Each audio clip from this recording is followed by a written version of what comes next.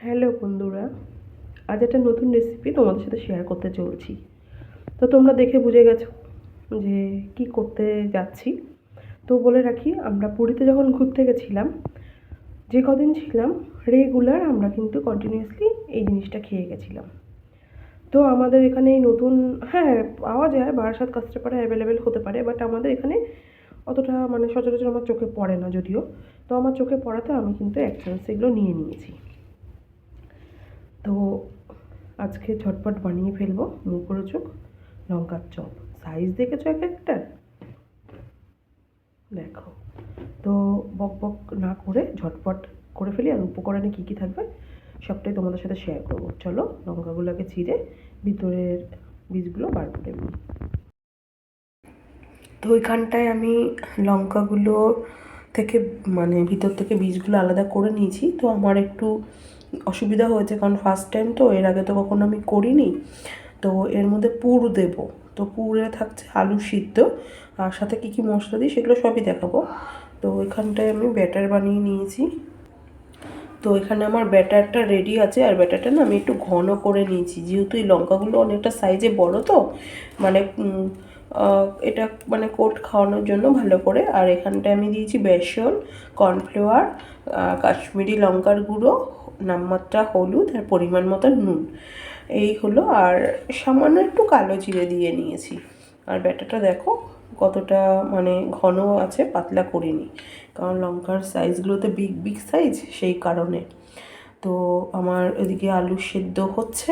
তো ওর মধ্যে কী কী মশলা থাকছে সবটাই তোমাদের সাথে শেয়ার করবো, সঙ্গে থাকো।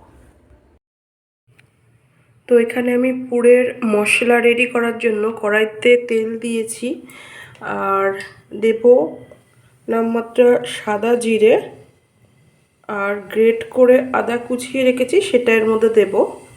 তো চলো এক এক করে দিয়ে দেওয়া যাক।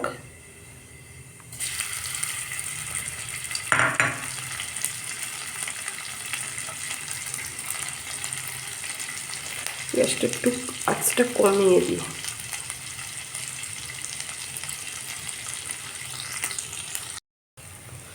আর আলুটা দিয়ে দিয়েছি, এর মধ্যে আমি একটু কাশ্মীরি লঙ্কার গুঁড়ো আর শাহি গরম মশলা স্বাদ আনার জন্য দিয়েছি।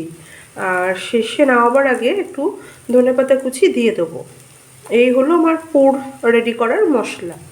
আর তোমরা চাইলে এর মধ্যে আরও অন্যান্য মশলা অ্যাড করতে পারো। আমার এটা ভালো মনে হয়েছে, তো আমি অল্প মশলার উপরে এটাই অ্যাড করেছি।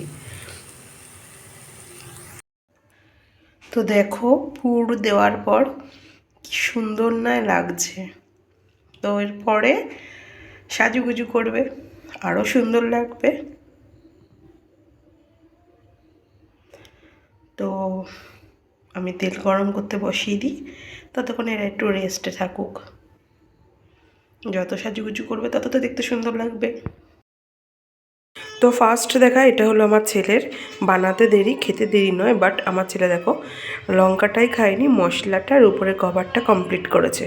তো এটা গেলে ওর, আর সাথে ওর পাপাও গরম গরম খেয়েছে, খুব ভালো হয়েছে। আর এই একটা নামালাম, আর লাস্ট এই একটা আছে, আমি এখনও ট্রাই করিনি, নাকি অসাধারণ হয়েছে খেতে। তো আমি খেয়ে রিভিউটা দেবো।